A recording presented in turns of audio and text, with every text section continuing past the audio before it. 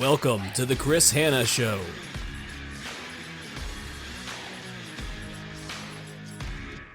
Everybody, welcome to this episode of the Hanna Show. I've got a different approach and a format of what I'm going to take for not only this week, but for next week's show. I spent a couple of days in Orlando with a friend of mine, and we got to talking, had some great deep conversations, and at one point we just decided just to turn on the camera and hit record. And I wanted to play our conversations and put that as episode this week for the Hanna Show. So I have my friend Jonathan Palmar, who some of you may have heard of before. He's a LinkedIn expert and extraordinaire with over 200,000 followers, who's really asking me some questions. And then for next week's episode, I kind of flipped the script on him and I started asking him some questions. We didn't record this as a podcast. We recorded just via video. So it's kind of an interesting take, and you'll see it just kind of picks up right where our conversation just starts going. There's no real flow to it. It's kind of really conversational in nature, but I think that there's so much value that is shared by just hitting record on the camera. And then if you are following me on LinkedIn or Instagram or TikTok or YouTube, you'll start to see some of the videos and the snippets from our conversation that we had, because we got incredibly vulnerable, incredibly deep, and honestly quite opinionated on some topics that I think are really relevant for people who are business owners, who are entrepreneurs, who are people who are trying to bet on themselves and truly go all in. And so you'll hear about some of my background and Jonathan's background over the next couple of weeks here as we really reveal what our conversation was all about while we just honestly started talking. So again, hope you like this episode and you look forward to hearing it. I think probably one of the most surprising things in my career was that I felt at times that like I'm doing all the right things and stuff sometimes just doesn't work out. Stuff doesn't work out. When you're trying to motivate a team, you're trying to get a certain result, and no matter how hard you try, sometimes it doesn't happen. But then sometimes when you don't put any effort in, the luck just comes. That to me is surprising. When you're trying to go after a certain target, like I'm managing customer experience teams at some point in my career, and I'm trying to hit a certain goal, and then just how the universe delivers what you actually want and need. But when you try and force it, it doesn't happen. The same thing happens in gambling. You're trying to hit a certain number, and it just never hits. But when you don't try, that's when it happens. It blows my mind how that happens. Like the thing that you most need, you get when you don't actually expect it. I like that. It's what I found super fascinating about the journey is it's like, and I want your opinion on this, it's like everything always works out. You know, it's like in those moments where you like feel the most stressed and you're like, this is never going to work, or I'm never going to be able to get something productive out of this. It's like you look back on all those moments where you were the most scared, you were the most nervous, and you thought like, this is it for me. I'm going to have to, work at McDonald's or wherever. And it's like, no, like every piece served a certain purpose that aligns with what you're doing now. Yeah, talk me through that. I think that life happens for you, not to you. Right? Having been fired twice throughout my career, it made a world of difference. It was the path that led me to where I am today. I had to go through the bad shit to get to the good shit and the stuff that's going to continue to come that I don't even know about. It's that journey that we're on. And so I appreciate the journey. But I also realized that like if you put out those bad vibes and like attract that stuff that's negative and tell yourself those shitty stories, you're gonna have all the crap that you don't want in your life. I think we can control our own world in some way. This might sound like woo-woo kind of stuff, but that is the reality of what this world is, that we can make it our own by just putting ourselves out there in the right situation, meet the right people, taking action when it's uncomfortable. What do you reflect on? Or what do you tell yourself, or what do you do to self-soothe when you're going through like a really challenging chapter of your life? Like let's say for the people that are got fired today, like what is a piece of advice that you could give them to just help them process it or feel better about their circumstance? Like in the moment, it sucks. Obviously it sucks to lose your job and you feel like you've got no control. The advice that I would give, having gone through it twice, is that you can reinvent yourself. You might not like that particular day when it happens, but at the end of the day, you can move forward by figuring out that like you can reinvent, you can go and invest in yourself, And you can also protect yourself next time around, but don't put all your faith in one employer. Right. There's no such thing as loyalty. So invest in new skills. Like anybody right now should be investing in AI and how to use AI so that they can actually, use that service and be the expert in it. Because yes, that's going to take jobs, but it's going to give jobs to people too. I love your perspective, because I think that it's something that's very rare. And it's like any situation in life. Like we either allow it to define us or we find a way to transcend it. When you use the word reinvent yourself, what is something tactical that people can do to reinvent themselves? I think that if they want to reinvent themselves, they can be intentional with what their goals are. So set out your goal of who you really want to be a year from now. Ask yourself that one question. Who do I want to be a year from now? What do I want to do? And figure out how can you do that. Do you want to lose weight? Do you want to reinvent yourself physically? Do you want to invest in yourself? Maybe it's taking a course. Maybe it's starting to read a certain number of books. Do you want to gain new skills? So you need to, maybe go and attend a mastermind group or be with other people who are going to help you and build your network. Figure out what your goal is a year from now and work backwards. I think far too many people just kind of are on autopilot throughout their life. Therefore, it's hard to reinvent yourself if you don't take some intentionality and some action. I love that. And but a lot of people have limiting beliefs around money. They have a lot of fears about investing in themselves. And my understanding is that you've invested in yourself a lot. And you also take a lot of calculated risks. So what are some circumstances, actual circumstances that you've gone through where you saw yourself invest, whether monetarily or with your time, into something, and there was an ROI on the other side of it that gave you the confidence that, hey, it's a good idea to invest in myself? So in 2018, I wanted to create a speaking business, but I had no idea how to do it. And I thought, I need to find a way to build up my own personal brand. But I thought, well, I also probably need to have a website. I'm not an IT guy, but I'm going to invest in training for myself to learn how to build a website. I've now built 5 different websites myself. And I know that's going to be something that's going to be super valuable for me from an ROI perspective. So when I consult with business owners about what's going on with their business and I'm looking at their social profile or their website, I can actually speak the language to maybe people that they've contracted with because I've invested in myself to understand how a website's put together. That's one example of many, right? But it's so important that I learn these skills if I'm going to talk about it and I'm going to help other business owners. So I can talk the marketing side because I've done it. I won't do anything and I won't try and pitch myself as being some expert if I haven't done it. That right there, that's it. That's critical. Yeah, I love that. Talk to me a little bit about the consulting. So where do you feel is your zone of genius within the consulting? What do you think that you do from a consulting perspective better than most?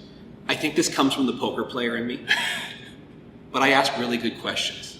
I think that I can get deep to understand someone's, not only their business, but their needs, their desires, what they're ultimately trying to do. I'm reading the tells to figure out how can we actually figure out what is your true why that's going to actually help you with growing your business, however you want to grow it, how to actually stabilize, optimize, and make your business thrive, not just survive. I ask those questions and I get super deep. And that's why I call it a deep dive, right? For 2 days, I'm all in on your business to work with you on your business, in your business, because I'm asking those questions to understand who you are as a business owner. And from there, we have great conversations that really start to unlock that true potential of what do they actually want so we can get to the root cause. I think it's the ops guy in me too. As an operations guy, you've got to figure out what the root cause is to fix that. And that's where it's digging deep on that why and asking those questions. That's why I also interview people as part of my hiring company. It's those skills that I've really mastered through poker that have helped me do that. I do want to touch on the poker pretty soon, but diving even a little bit deeper than that, I think for a lot of people, they don't even understand what their why is. So for you to try to take on that responsibility, how do you get their why out? This is popular. A lot of people don't know what their why is. Right. Because it's always, there's the surface layer why, which is I'd love to make more money. I'd love to work less. But it goes way deeper than that. This is a core belief within the person. Right. How do you help people extract that why out of themselves? Well, so Dean Graziosi has the 7 levels deep exercise where you're asking why 7 times to really truly understand that. I won't be as maybe annoying with it, where I'm just like, Jonathan, give your answer, and then why. But I will ask in a roundabout way to try and get that. The thing that I think is different though with me and other people, I also will reveal a ton about myself throughout the process with somebody. Because that builds trust and rapport, so then they feel more open to share and get deep. And it's not manipulative in any way, but it's just, I think you have to just build that trust and that rapport and honesty with somebody. So I will reveal a lot about myself, and I hope that then there's this way that there's like reciprocity that kind of comes back, and then we can dive deep together. And I will also challenge people. I'm not just going to take the surface level answer like, well, is that truly what it is? Is it truly about money, or why do you need money? What is that about? Again, you got to get deeper and deeper and deeper. I think like what fascinates me about you saying like, it's not manipulative. The way that I perceive it is you're taking the first step to show them that it's safe for them to take a step. Yes. Right? Every conversation I have, especially like when I go into consulting or I'm coaching employees, I say it's Las Vegas. What happens here stays here. We're going to create a safe place where we can have these conversations and just go all in on it together. Yeah. I think you have to create that environment. And I think a lot of people, business owners and leaders and teams and companies, they don't create that space, so then they only kind of half get like the results or the feedback that they want from somebody. I get people opening up to me all the time and being super emotional about what's going on in their world. And I think it's because I'm trying to create that environment where like, hey, you can feel safe. Right. Not enough leaders are doing that. Right. And I mean, it's hard to diagnose when you don't know all the symptoms, you don't know all the core pains, you don't have all that context, right? I think that it's super fascinating that, you have that poker angle there. Talk me through what it means to be an entrepreneur and taking risks. Because poker, a lot of it, gambling in general, is a lot of risk taking. Is there a lot of people that have fear around risk taking? Do you think people play it too safe? What have you seen? I think people do play it too safe. I think that it's our culture to try and find a way to be safe. And so there's this fear, there's like scarcity mindset that a lot of people have that stops them from maybe going all in on what they truly want. I've been talking to a lot of people in recent weeks who, some of them are, they've come from maybe, more of an immigrant background, or they've kind of come through a rough upbringing of some sort. So they don't want to lose what they have. So they're scared to maybe jump into, doing something for themselves that they truly want to do. A lot of people want to create a business, but then they're scared to do it because like, what will my family think? How will I be perceived by my friends? Am I going to lose this life that I've maybe built? So then they operate of like, I'm just going to play small. I don't want to take a chance and risk it. But sometimes it's more about just getting on base. Sometimes you want to try and hit a home run. So the people I find who really are entrepreneurial, who want to put themselves out there, it's about building up that confidence and also that tolerance that, sometimes you're not always going to win. But when you do, it's going to work out. And I think that comes from the gambling side. I got to be in as many pots as I possibly can to try and win, but I'm not going to win every hand. Sometimes I got to lose the hand to win the tournament. I love that. And there's been like so many, like I've just seen so many social media posts where people say, like success is not just like this constant incline. No. There's a lot of ups and downs, but the idea is, each time you're getting a little bit closer with every failure that you experience. Was there something, I want to get a little bit more vulnerable, was there something in your childhood, something that you experienced, people that were around you that did not take those risks, that made you feel like, okay, I am not going to make this same mistake, I am going to transcend this and be more risk-taking? You are getting me vulnerable here. It's definitely, I look at my dad. My dad was never a risk taker. He never wanted to be the leader in a team or a business. He struggled with that idea. And I would see that and I'm like, why do you not want to be the guy? Why do you not want to be the person on stage or to help, guide something? And he'd be miserable in his career. And every day I would ask, hey Dad, how was work today? And he would say, long, hard, and boring. And I'm like, I don't want that. I don't have kids, but if I don't want to come home and say long, hard, and boring, I want to have fun. I want to have something where it's like I feel passionate about it and I'm excited. Honestly, success for me is fulfillment. And my dad was never fulfilled, so it sounds bad, but I just never wanted to become my dad. I want to go all in and have fun. And I want to enjoy what I do and make an impact. I love that perspective. So I kind of have this theory. I look at my brothers. My brothers are completely satisfied with a 9-to-5 job. They're completely satisfied, wife, kids, very like the basic needs, not exceptional homes or cars or lifestyle. But there's a part of me that's kind of jealous of them because they are fully satisfied with their circumstances. Individuals like yourself and myself, it's almost as if we always carry this chip on our shoulder. Yeah. So do you have any fear that you will never be completely satisfied with your life because you're always striving for more? Yes, 100%. I think I am never going to be satisfied. And I think that maybe is tough for people to be in a relationship with me. I've had a lot of failed relationships throughout my life. Same. Right?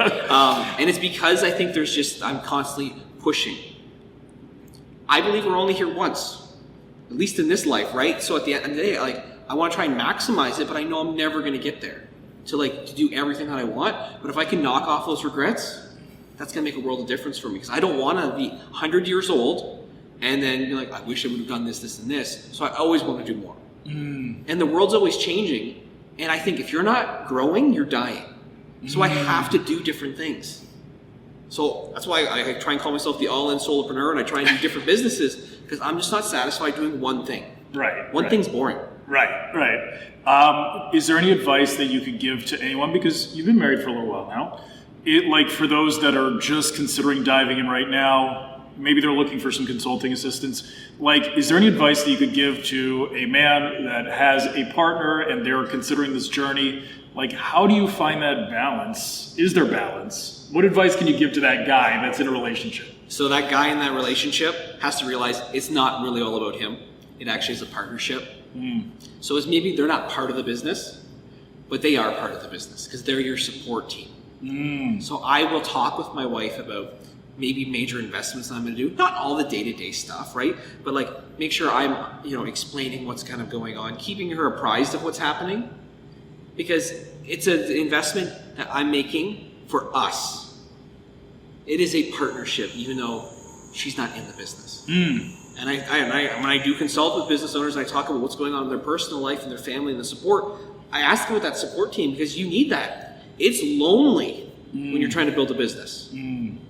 But if you've got a spouse, girlfriend, whatever it's going to be, you need to have that person in your corner who also understands. You might put in some odd hours. You might be doing stuff on a Saturday or Sunday for your business in the early stages to get it going. Because you need that adaptability. You need that person. And you need that person that you can also open up to about some of the challenges that are going on. Because it's hard. So that kind of leads to the next question. When do you know that it's time to give up on a specific objective that maybe didn't meet your needs or didn't meet the goal that you set out? When do you know to call quits? Or what I say, when do you know when to fold? When do you know when to fold? Of course. I think you know when to fold when you feel it, but other people see it too. Wow. Talk me through that. Right? So there was a time in my career where I knew I needed to change, but I didn't have, honestly, the guts to try and make that call myself, but I needed someone else to tell me that I needed to make a change. And it was my wife who really said, I know that you're not fulfilled right now in this area, but you need to actually do something here that's going to help us. It's going to be scary, but you're going to have to make this really big shift. Wow. And I needed to hear it from someone else, especially my wife, for me to have the confidence to really do it. That's really rare. I feel like it's really rare to find somebody that cares that much about someone to be able to call that out. Because I've certainly never experienced that. If anything, my experience has been more, my partners are kind of slow down, why do you need to do all these things? You don't need to be all these things. You could just play it safe, because I think that, it's very human to just chase that comfort. Yeah. Which kind of leads me to my next thought. In your consulting, what are some consistencies that you've seen with your clients? Have you seen consistencies between all of them where you're able to say, okay, there's this belief, or there's this challenge, or there's this why that seems to be in common? Have you seen any trends? I think there's one big trend that always stands out to me with every client is that they're underutilizing tools and resources that they already have at their disposal. So many small business owners who I really support as I'm consulting have technology in place that they don't even leverage or utilize. Or there's free stuff out there that they don't take advantage of. That is a big commonality that I see, right? There's a lot to talk about AI, ChatGPT, and everyone's like, oh, I'm working so hard, but they don't actually go and leverage this thing that people have been talking about for a long time, right? Leverage the tools that are out there. The other thing that I think a lot of people have in common is that they might not actually take action on the stuff that they've learned. Like more and more people are like going through and they're going through courses or they're joining mastermind groups or investing in themselves, especially some of the small business owners that I'm helping. But they know all this stuff, they hear all this stuff, but they don't actually take action.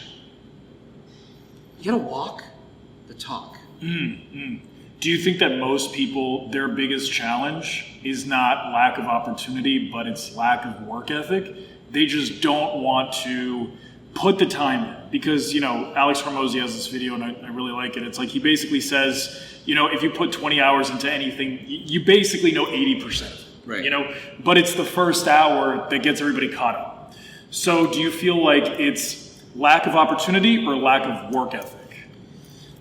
I think it's a combo of both. Sometimes it's a lack of opportunity, but it's also maybe just a lack of being resourceful enough to actually take advantage of those opportunities. The work ethic piece, I think some people have a great work ethic, but they're focused on the wrong priorities. It's very easy to be sidetracked.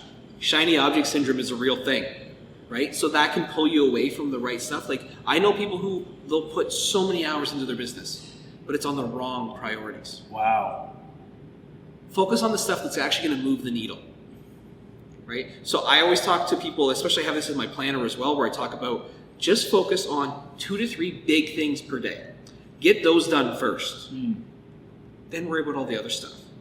Or don't worry about it, because you don't have to work and do a crazy amount of hours. Just focus on the big dominoes. They're actually going to make a world difference. You can be busy or you can be productive. I love that. It's so true. Talk me through when it comes to being productive. That's kind of like a little bit of a theme that it seems like that you're kind of like leaning into. Do you believe in burnout? Do you believe that when you're actually passionate about something, burnout is something that can still happen? Do you have limits? I think we all have limits, and burnout is a real thing. I have felt burnt out before doing things that I absolutely love. I love creating videos and content, but there are times where I get burnt out doing it. You have to give yourself a break. You can't, and I'm the all-in guy, but you can't be all-in all the time. Well, that's why I thought burnout was probably not in your vocabulary. But it is a true thing. Okay. Right? Because you can't go 100% all the time. It's going to be exhausting. You have to give yourself a break. I'm a big believer in rewarding yourself. So have something that you also really love to do, and that can be a way to okay, I can stop and I can pause the world for a little bit. Some sort of way just to give yourself a reward, a treat, or something. So then it gives you something to look forward to, but don't kill yourself doing it. Right. Don't work harder, work smarter, but find a way to do it in a way that is sustainable. I've never had a client, and I've literally worked with hundreds of clients over the years. I've never had a client say, I recorded 100 videos today. So kind of walk me through a little bit of your process. How is it that you're able to pump out so much content so fast? Well, I think there's a couple things that are really key. One, I record ideas all the time. I have a Google Doc that I'm constantly adding ideas to. But when I decide it's recording time, let's turn it into a game. So, setting up the camera, setting up the lighting, I have my ideas behind the camera, and then I've got a bunch of different clothes that I'm able to switch outfits in between, and I'll start to record.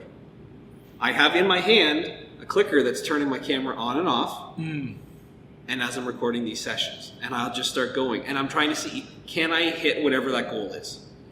I recorded 143 videos in one day. My goal was 50. Wow. I'm like, okay, I hit 50. Can I hit 100?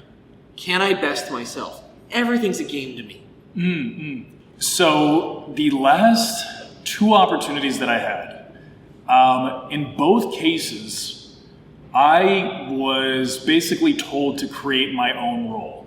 Okay. And I really did not get a lot of direction. not like the strongest like CEO presence, and a lot of it was be resourceful. You were hired because you have this specific skill, but in terms of translating it over to the specific job role, I felt very lost. So, for me, that was kind of demoralizing, and it was very hard to read if I was effective or not. So is this something you see a lot of? All the time. It is a sad thing that's happening in a lot of businesses right now. Small business, big business, corporate. Too many people are left to figure out, one, how they're doing, and left to figure out how to actually do their job. Not enough focus is put on training, onboarding, setting someone up to succeed and to win. You need to make sure that people actually know how they're measured, what they're actually doing, and more importantly, why it matters. But I think business owners in general, a lot of leaders, they don't know what they don't know because they've never been trained themselves. Wow. Okay. So many entrepreneurs, especially the people that I'll work with in this space too, right? They don't know what they don't know because they've never learned that. I think everyone should have the opportunity in some capacity to actually go work in a corporate environment where there's a little bit more of this sometimes. It'll help. But at the end of the day, you have to realize, what would you want? But business owners don't think about that. And they also hire people you're a leader, you should figure this out on your own. Yes, there's an element to being resourceful, but you're not really teaching them. There's not enough support that's given to people. And maybe they just don't want to do it, or maybe they're just not the right person. Some people are just shitty leaders too. Right? But honestly, at the end of the day, training is valuable, but people don't see it as valuable until after the fact. But not enough people are willing to point the finger at themselves and say they're not doing enough.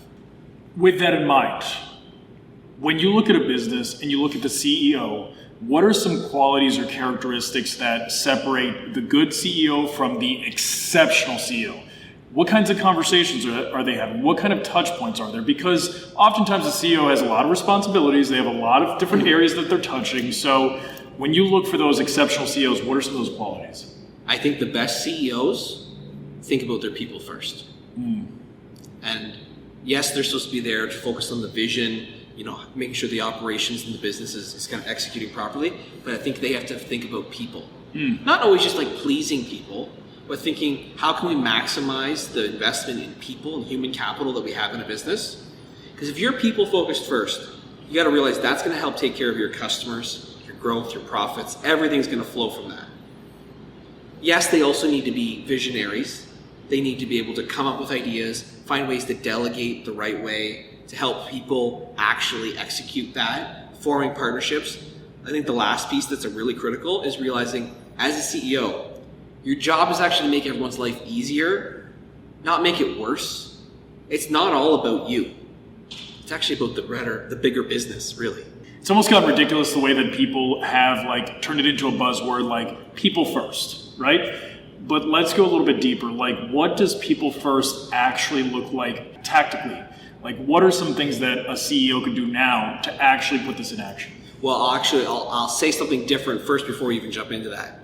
There's a lot of talk about people first, employee experience, customer experience. No one talks about leadership experience. The leadership experience is the biggest issue right now because no one invests in leaders and making great people leaders that would actually help. If you are leading a company or you're leading a team, if you're not set up to win, your employees are not going to be set up to win. It's got to start at the top. So that if you're a business owner, you would invest in being within the right network, maybe going to courses, conferences, and training to be the best type of leader you can be. So then it trickles down throughout your organization. Being people first, though, in today's world means you're going to create a flexible work-life balance for people. Because people want flexibility. People care about how, when, and where they work. Yeah, they care about money too, right? People are going to care about how much they get paid. So make sure you pay them what they're worth and then some. Because if not, they're just going to be looking for the next thing, right? But creating that environment where they actually feel like they're also growing. Because you look at millennials especially, or younger people, they want to have a place where they see like there's actually room to grow. Because if not, they're just going to bounce to something else. Those are the areas that are critical to focus on people. I like that. No, that makes a lot of sense. Something that I often see is when it comes to, and maybe this is a little bit more archaic, but I still see a lot of it. they will take the most tenured individual and they will put them into a leadership role. Yeah, the best salesperson becomes the manager. Right. Right. And it's like they don't necessarily have the skill set of a leader, but because they are the top performer, it's almost like, okay, we're gonna give this to you as a reward for being the hardest worker, for being the longest tenured, what have you. Is that the wrong mindset when it comes to hiring for leadership? 100%. It's the worst idea that a business owner can do. Take the best customer service person, the best salesperson, and turn them into a leader.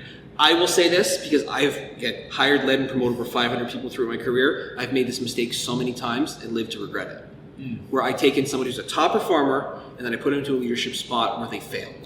Or they're miserable doing it and they regret being a leader. Wow. Some people have asked to be demoted back, and some people have ended up being fired or they quit because they're not set up to win. Some people, they're not meant for leadership. Not everyone wants to be a leader or can be a leader. But if you take your best salesperson and turn them into a sales manager, you know what happens? Your sales, honestly, and especially in my experience that I've seen, starts to suffer. Wow, really? Your customer experience starts to suffer because you put somebody in the wrong spot. Too many people are miscast. That's super interesting. Yeah, so are there specific qualities that you look for in a great leader? Like, what are some of those qualities that a great leader has? I think communication skills is number one. Okay. Because every problem that happens in business and in life is a communication problem. A strong leader needs to be able to communicate.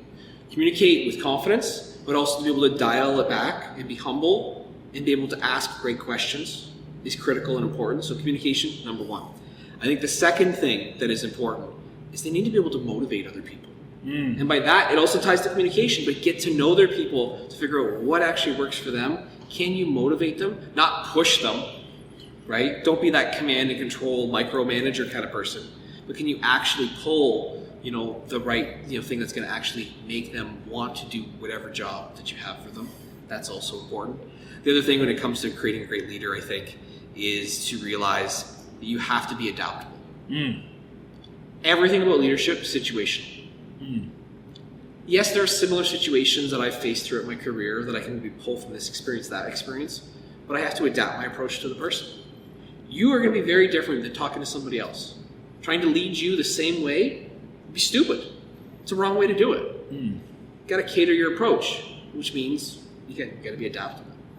And back to like the hiring side, now a little bit away from the leadership, more like the employee side, what makes an all-star employee? And we all know those all-star employees. They're the ones that they're not your regular employee. They don't just clock in at 9, clock out at 5. They are exceptional. You can put them in different roles and they thrive. What is an all-star employee to you? An all-star employee has a couple different characteristics. They are adaptable, so they can roll with anything. You can throw any hat on them in some way. They're innovative and resourceful. Especially like when you're trying to, say, bring in somebody to a small business. You need someone who's not going to need their hand held the entire time. So that they're actually comfortable going trying to figure out a problem themselves, right? Go look at YouTube or Google or find the answer. So, being resourceful, I think, is critical. And then I would also say that they need to be somebody, especially in today's world, who's comfortable with going fast at times, like picking up the pace and being quick enough. Like when I'm hiring for small business owners and entrepreneurs, they want it down, right? So they got to be able to bring results. So speed is important. If there's someone who's just so slow, trapped in the weeds, always detail-oriented, which is an important skill, you might be too slow to work with some people, and that might frustrate them. Do you feel like the all-star employees are also hard to keep? Oh, yeah. All-star employees need to be challenged. They want to be rewarded. They want to be recognized. They want to know what's next. They're constantly hungry for the best opportunity, the next opportunity, where they can make an impact. If you have an all-star employee on a team or in a business who doesn't feel like they're being maximized or utilized, they're burnt out, they're checked out, they don't care, they'll go through the motions, and then they become, honestly, a shitty employee. And have you seen this in action, where maybe there was an all-star employee or just an employee in general, and they kind of like pollute the water for the rest of the team? Is that common? That is common. And I've been that person. Ooh, okay. Dive in. You gotta share. I have been that employee who's been really super strong, but feeling either neglected or feeling like I'm not being developed or having those opportunities, and start to be toxic myself. So I started to realize that over time, I'm actually polluting the waters more by being so negative. Because when you're negative, it's contagious. And it's one of those things where like the best thing that ever probably happened is like for me to leave an organization when I start to become toxic. That's why it's probably the right thing that I appreciate the fact that I was fired in my career. It was probably good for them, and it's good for me in the long run too. It's just not a fit. I've also come to believe, though, I'm probably unemployable. Right? Like, I shouldn't be working for somebody else based on my type of personality. When was the moment that you knew that to be true? When did you realize, okay, I cannot, for the life of me, have a job again? I think I realized this after attending a conference where I was with a bunch of other business owners, and I'm working at the time, and I'm a CEO of a company, and I realized, even though I'm kind of at the top of the company, I can't be the number two. I need to have my own ideas, my own vision, really move forward. Like, I think that was a big, huge realization as I'm seeing other business owners, really. I'm like, I need to have my own business. That's just who I am. I need to be able to come up with an idea that's going to help support the right community or right customers, but it's got to be something I believe in, that I can go all in on. I had that full body yes kind of feeling. I'm like, this is who I need to be. And it's kind of cool because it happened while I'm driving. When I had that realization, like just kind of chilling out, listening to some music, it helped me get into the zone of like, this is what I have to do. And this is how I need to be. And it took time to obviously put everything into motion, but it was the right call. Yeah, I have a theory that a lot of people don't want to step into that because, number one, there's so much uncertainty. But also, when you have all the responsibility on your own back, it's like somebody that only does commissions. Yep. When you have all the responsibility on your back, it's like, okay, that's number one, that individual is very brave, but it's like there's almost like nobody's going to be here to save me. But I think that is a very, very rare quality. Do you think that's fair? What are your thoughts? I think so too. Like, there's this whole burn the ships kind of mentality, right? Like, if you get on an island and if you burn the boats, there's no going back. So when you truly go all in with the decision that you're going to run your own business and you're just not half doing it, where like you're relying on a salary from another employer or something, it's going to push you to do what you need to do. Like, it almost in a way, like there's a desperation I think that comes from it, that sometimes can like propel people just to take action. Because we need to survive, right? So I think like it helps you, it forces you to take action. Just like with the whole landscape right now, do you predict that more people are going to become entrepreneurs, or do you see the market moving more towards employees again? We're going to go through an entrepreneurial revolution. Really? People are more fed up now than they've ever been. They are seeing that there is no such thing as loyalty, which most people should know by now, but now they're really starting to feel it and see it. I think that you're going to see even more resignations, more people starting to realize that they want the flexibility that can come from running their own business their own way, that operates on their terms. You'll see more entrepreneurs and small businesses that are going to be growing and thriving and really putting themselves out there than any other time, I think, in our history. Wow. And you think it's just an accessibility thing? It's just, it's never been easier with the internet to build your own website, set up a Stripe account, build your social media presence. I think that there's all the tools that are available for people, right? To like leverage video, to leverage the expertise that's out there. But I think there's also just those push factors of that people are tired of having no control over their own life. And they're trying to apply for jobs, and there's a lot of people applying.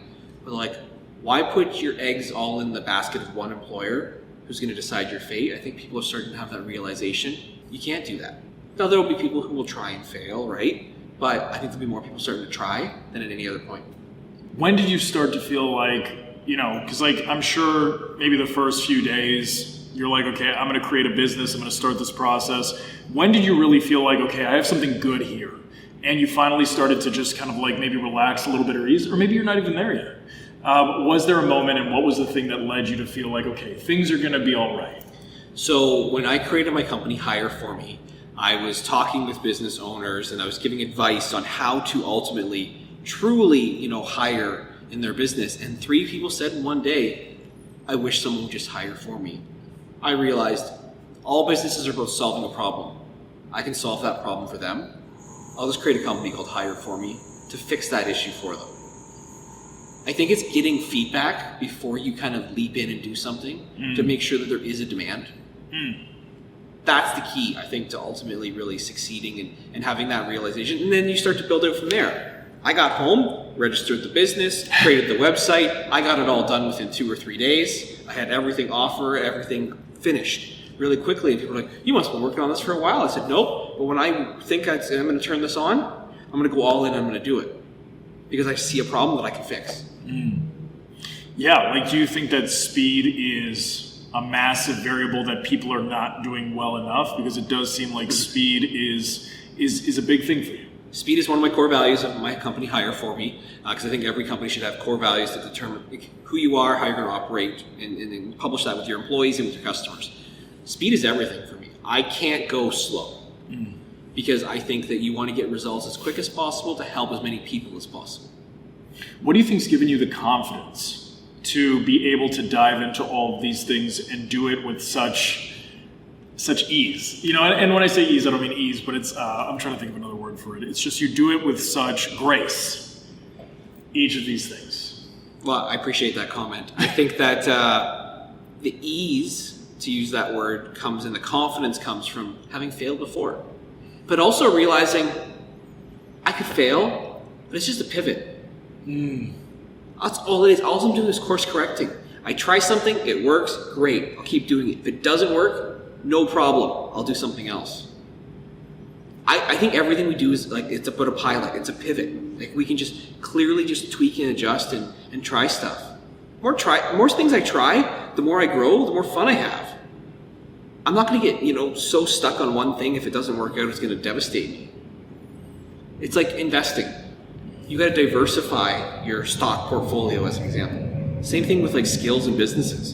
Get different options that are out there, so therefore you feel confident. This one works, great. If this one doesn't, no problem. And another thing, like going back to Hire For Me, it's been really fascinating to see how creative you are. Like, how do you tap into your creativity, or do you think it's just something that's natural for you?